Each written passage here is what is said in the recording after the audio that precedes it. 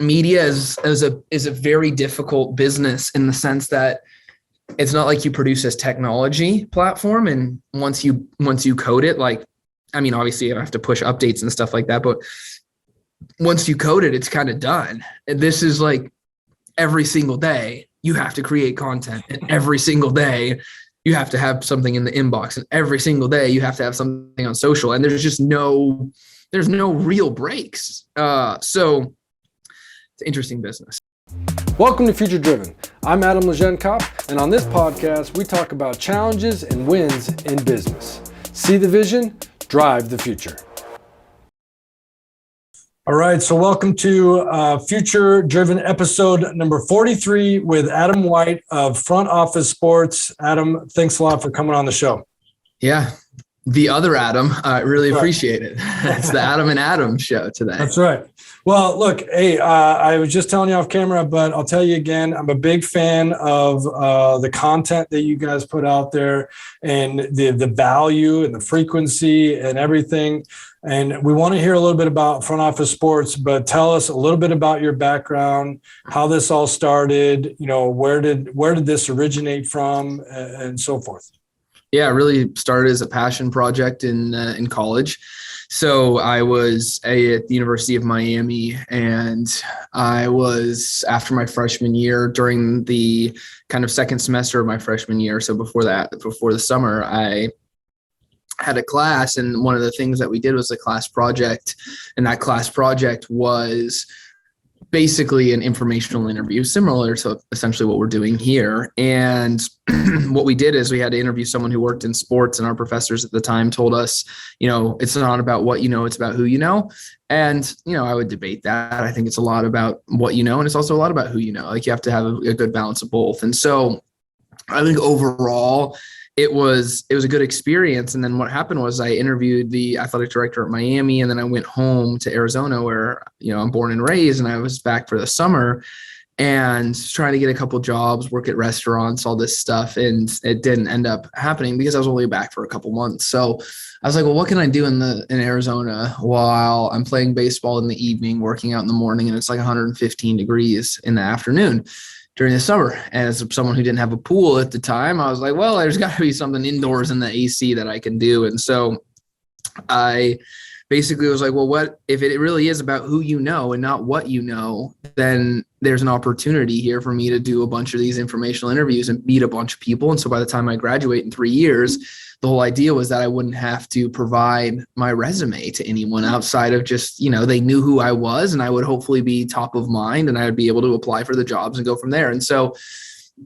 yeah, that's what it was. And that's how it all started. I did 110 informational interviews in the first year, publishing them left and right, started to build a presence on Twitter.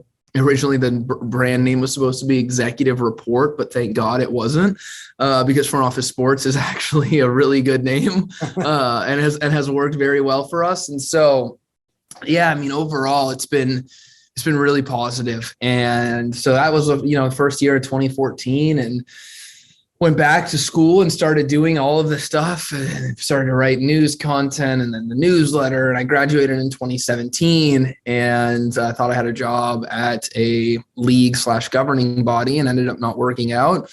So I was like, well, I might as well just work on the site. I have something here, you know, and people know me by it. So the first year out of college, I, worked as a bartender/server at a restaurant. I worked as a TA at the university, and then I worked on the business at night. So I was doing the whole entrepreneurial thing, and, ended up meeting, by a stroke of luck/timing, I ended up meeting a guy by the name of Jason Stein, who was the founder and CEO of Laundry Service and Cycle. It was a full service agency that he had sold to Wasserman. And, we struck up a relationship, and him and I started talking, and I laid out the vision, and he said, well, we should invest. And I was like, okay, like, definitely, let's do it. And so they invested in us at the end of 2018 after he left Wasserman at the end of his earnout. And, it was great. We had the ability to then really start to launch the business to where it is today. And so, it's so funny. It's been around since 2014, but realistically, the business has only been fully functioning as a business since 2019. And so it's been a crazy 3.5 years, if you think about it, right? Like, first year of a startup, with funding as a 23-year-old in New York. You're just trying to figure shit out and make sure you don't run out of money. And luckily that didn't happen. And then we go into the next year and the pandemic happens. And, the business has put, we grew 20% or something like that year over year when we thought we were going to grow 150%. And we were just survival mode in 2020. And I would always joke with Russ that I was like, I'm just not sure if this is going to work. And, I said, if anything freaking kills this business, a damn global pandemic, we couldn't do anything. We did all that we could to survive. And so luckily we were able to pivot and get through it, which was great. 2021 came along and, still a pandemic, and, we're able to navigate through that and grow the business about 4x year over year. And now it's, I hopefully we'll get to grow the business another 2 or 3 times year over year this year if we do our job right. And we'll be in a really good spot to take on next year. But yeah, I mean, look, like essentially we're going to be 4 years into the business, and hopefully we'll be, go from 0 to 8 figures in revenue in 4 years. And yeah, it's pretty darn good, all things considered. So I'm really excited about the future, but that's a little bit of the past.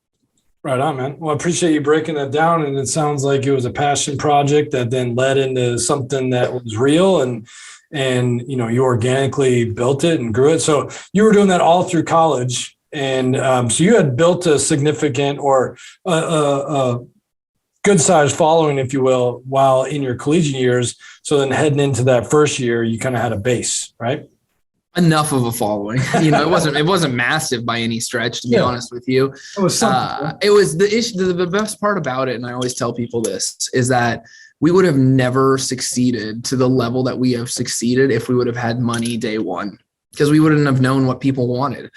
The reason why we have been able to succeed is because of the fact that those 110, 200, 300 informational interviews that I had done by the time I was done and graduating basically was market research. I asked everyone, what do you want? What else do you want to see? What's missing? What's this? What's that? What's this? What's that? What's this? What's that? This, and that. And, they provided all of the feedback. And so Rising 25, the award we launched, I knew, it would take a bit to catch on and be successful, but I knew that it would, because 90% of people said there needs to be more awards for young people. And I was like, all right, cool.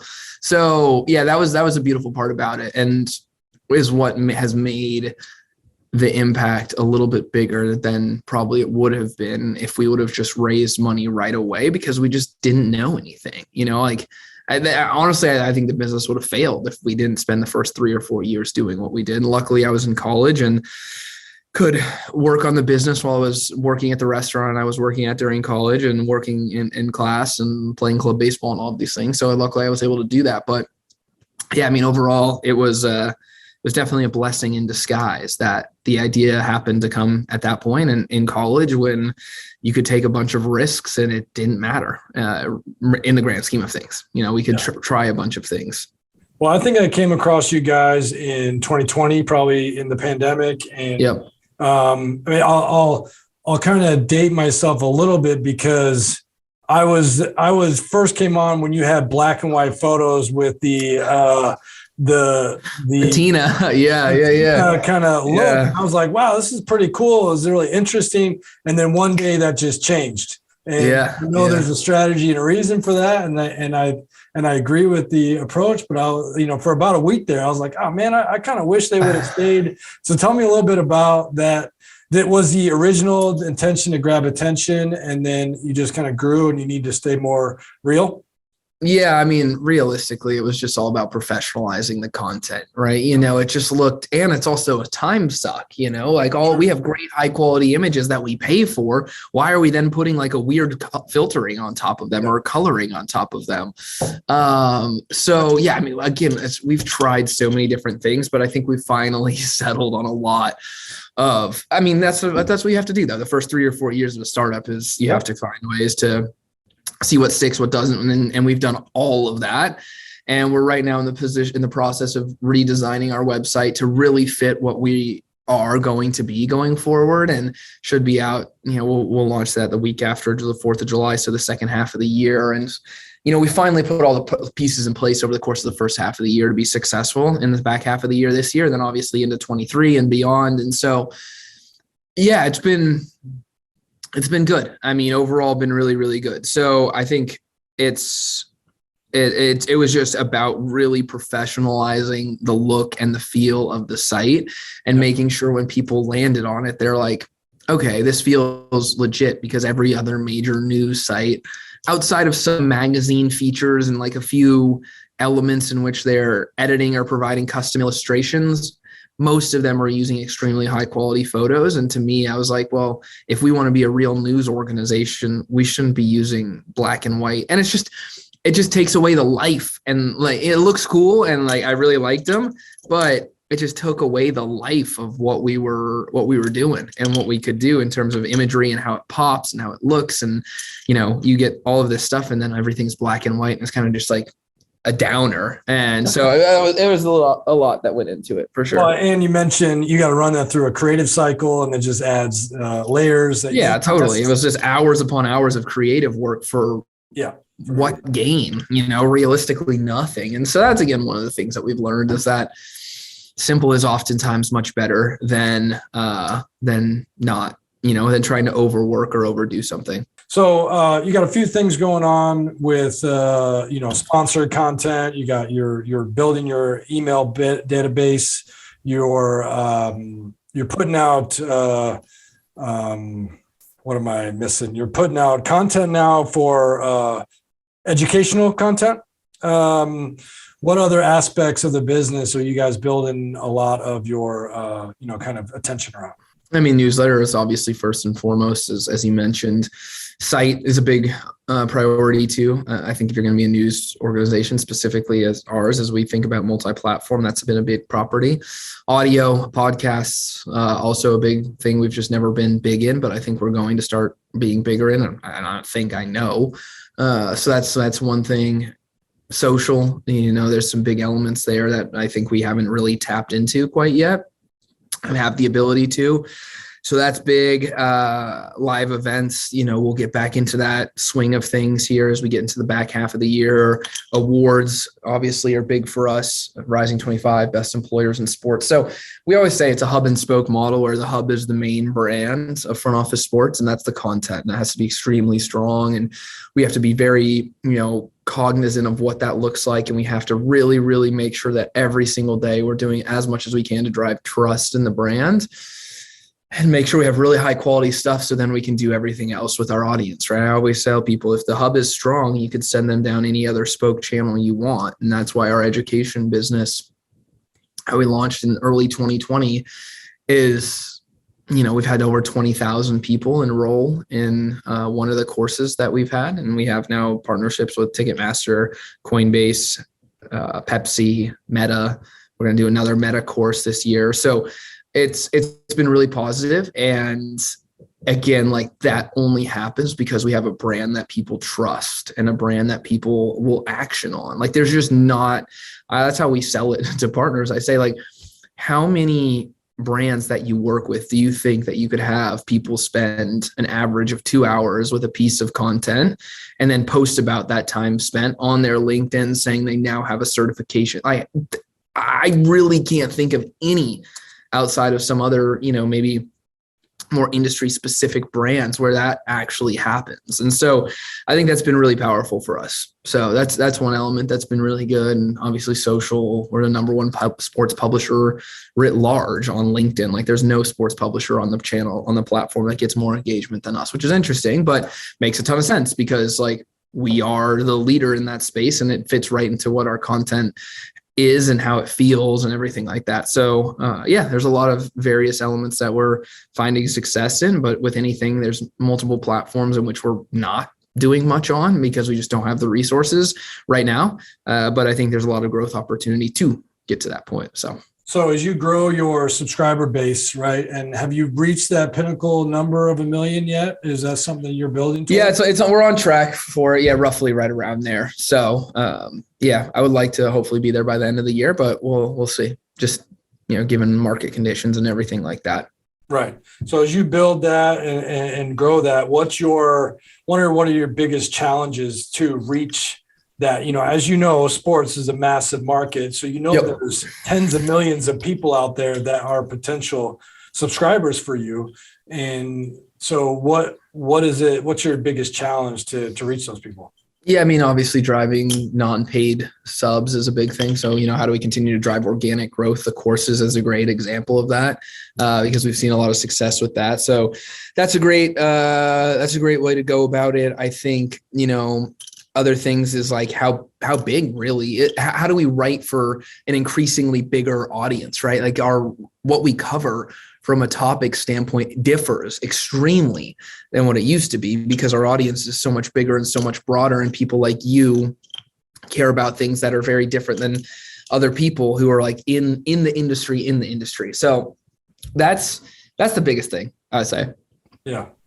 And then, so as you're building this out and you're heading towards the future and bigger partner, from the outside looking in, your partnerships with Coinbase, Meta, Pepsi, like you say, those are big names, and it drives more validity to your content and everything. And like what you said, it's got to be really important in that hub that you guys are a trusted source. And I now look to you guys as a very trusted source because of the way the content flows into my feed and to my inbox and so forth. So how do you continue to drive that trust and build that trust? And I know you kind of just touched on it, but I think that's going to be your biggest challenge, right? Yeah, it's definitely one of them. I mean, I think the biggest thing is how do we continue to just deliver consistently at an exceptional quality day in and day out, right? Like our whole moniker is, specifically when we talk to brands, is the inbox is the new homepage. I always ask brands when I'm on calls with them, I say, when was the last time you checked ESPN.com?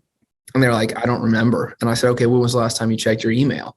And they're like, during this meeting or 5 minutes ago before this meeting started. And I said, exactly, right? So our content, specifically the newsletter part of our business, reaches our audience where they're making decisions and where they're spending most of their time on a daily basis, right? Average time spent in your email inbox for people who work in white collar jobs, I think is like something like 5 to 6 hours a day, right? So why try and not meet them where they are there? So, I mean, that's really been why it's been so important for us. And also there's other things that is really important about email is zero party data, right? Like we know a lot of who our audience is, not all of them, but we know a lot of who they are and what they do from an education standpoint, how they think about us. And we just ran a really interesting audience survey, and it was something like 77%, I think, of our subscribers can name at least 3 of our sponsors, right? To me, that's an amazing pitch to a brand, right? Like our audience knows who is sponsoring us, like up to like at least 3. That's like real. So I think that's, relatively positive. And I think that's where we've seen a lot of things. But yeah, I mean, it's just continuing to evolve the product, continuing to meet the audience where they are with products and with content that makes sense. So meeting the audience in their ears, meeting the audience in their inbox, meeting the audience on their social feeds, meeting their audience on LinkedIn. I mean, again, our whole internal motto is we don't set the bar, we raise it. And even if we do set the bar, then how do we raise it on ourselves, right? So we're always, or at least try to be, and most oftentimes are, first movers in spaces. No one's doing education like we are.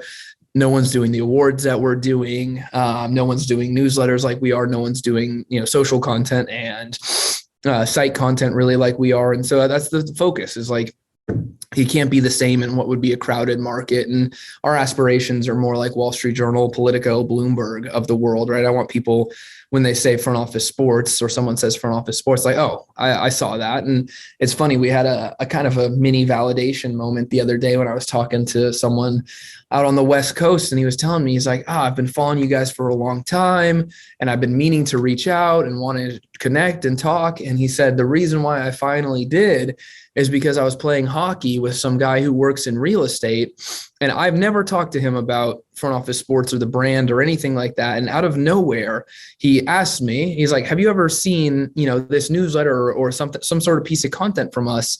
And he said, and he said the guy literally just showed him, I think it was our newsletter. And at that point he was like, well, I know I have to talk to you guys now because you have so much more penetration than you think, or than I thought, So I think that's the biggest thing, is that we have to build a product that is accessible and is meaningful and is informative for people from you to Mark Cuban to the general counsel of Netflix to you name it, like an investor in private equity, right? So I think those are the biggest things that we have to do and try and balance all the time, because it's just not just like general business news that applies to everyone.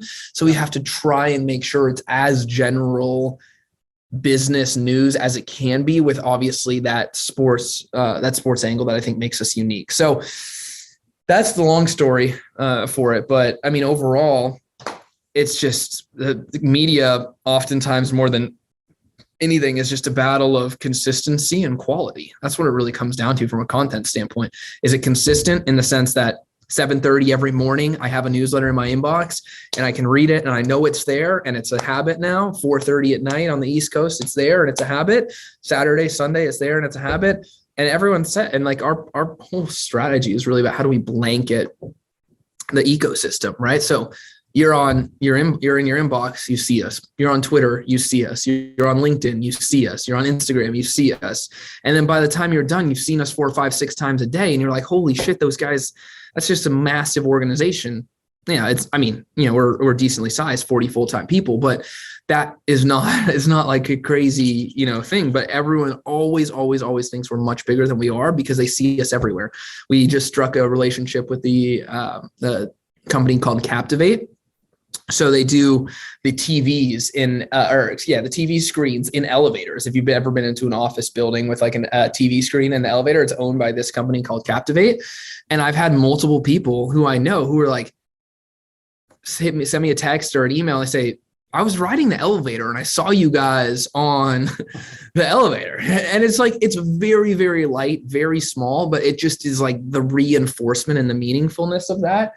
We just signed a deal with this company called Atmosphere TV, where our content's going to appear in 25,000 venues worldwide, right? Where they're going to pick up our content and curate it against it. We're doing stuff with Market Watch. So again, like it's just really all about when people are around the internet or around some sort of digital media are seeing us in as many places as possible.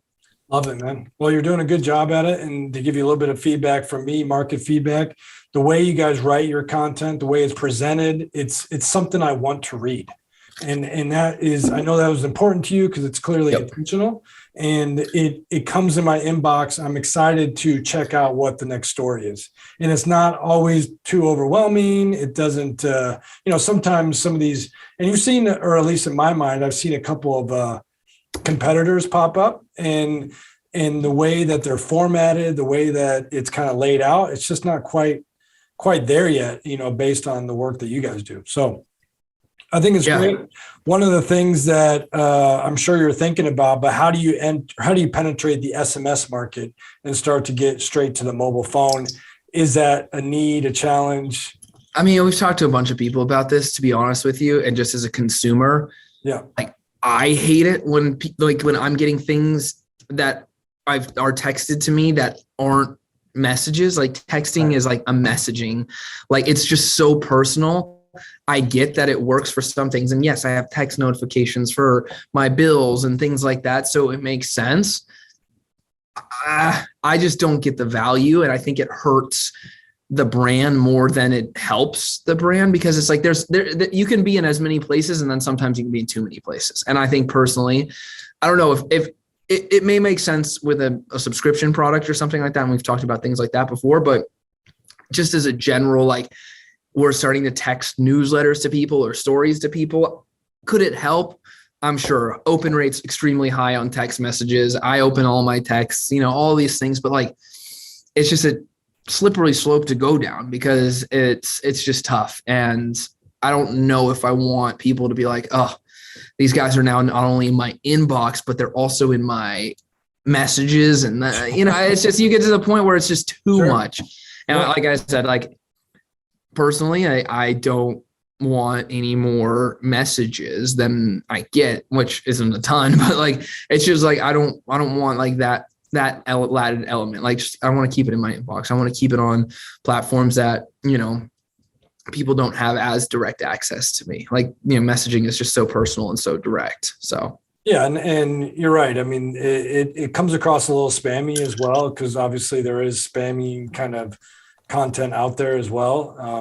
So it makes a completely different. So, well, look, man. I guess kind of last question is kind of where are you heading and where are you hoping this is going to go? Yeah, I mean, I've hinted and alluded at this and spoke about it really at length, to be honest with you, with other places. Like, I think the gold standard, if possible, and I think we can do it, I believe we can do it, is really like Politico of sports. I've always said that before. I think they have an incredible business model where they have a free owned and operated site, and then they have an enterprise subscription business on top of that, but no paywall. And I think it just makes their content so much more accessible, their reach, their brand, their influence so much larger, because I think that's the one thing too. Unless you're a mega publication like the New York Times, Washington Post, Wall Street Journal, things like that, like having paywalls, I really feel like impacts your influence and your reach and who can read you. Right? Like, perfect example, we may not be having this conversation if the first time you went to our site, you got hit with a paywall and you're like, damn, I don't want to pay yet. And I don't really know these guys. So whatever. It's cool. I'll follow them on social, but I'll never read any of their stuff. So economically, is it the best choice? I don't know. But that's the goal, is how can we do that? I don't, everyone always says like, well, Politico is the only people who've ever done it. And I'm like, yeah, but has anyone else ever tried? I don't know. Because once you gain the trust of your audience, then you can build them into different tiers, right? I mean, you've gained your trust of a million, followers or subscribers, and then you can continue to build that and then upsell them more value. Totally. I mean, look, like at the end of the day, it's just, you have to continue to create complete trust. I'm 7 years into this. The business is 3.5 years into it. We've been navigating a pandemic. We've been navigating whatever is the next thing that the world wants to throw at us. And so I think overall, like, you have to be able to really say, and that's with everything, it's 10 years, specifically from a media standpoint, like we still have another 3 years, 4 years until we really, I mean, we've hit our stride a lot this year, but until we really hit the next level of our stride, I really do think it's going to be, by the time 2024 rolls around or 2025 rolls around. So, I mean, look, hopefully all of this stuff is in place by the time, which it should be, World Cup and the Olympics. The World Cup is in 2026. The Olympics are in 2028. I think we should be building the business for that and making sure that by the time that those roll around, we're the undisputed authority in this space. I think, in many instances we already are, but it should be without a shadow of a doubt by then. And so, I mean, look, it's going to take a lot of work. It's going to take a lot of effort and time and energy. And, it's just, media is a very difficult business in the sense that it's not like you produce this technology platform. And once you code it, like, I mean, obviously you have to push updates and stuff like that, but once you code it, it's kind of done. And this is like every single day you have to create content, and every single day you have to have something in the inbox, and every single day you have to have something on social, and there's no real breaks. So it's an interesting business. And I think overall it's not it's sexy. It's sexy in the fact that it's cool to be a part of media and have a media company and run a media company because people want to talk to you. They know about it, this, that, and the other. It's not cool in the sense that it's just a absolute grueling work day, which is fine. It's amazing. And it's so much fun. And it allows you to do a lot of really cool things. And the people who I think can execute and operate at the highest levels are some of the best operators in the business, because you have to have the stamina and the fitness to be able to do it. But yeah, it's an interesting ball game for sure. Adam, I love it, man. Appreciate you coming on the show, and look forward to watching your growth, man. Awesome. All right, man. Well, really appreciate you having me. And thanks again for, at the very least, being a fan, a subscriber, a reader, and supporter. For sure, man. Take care. Thank you.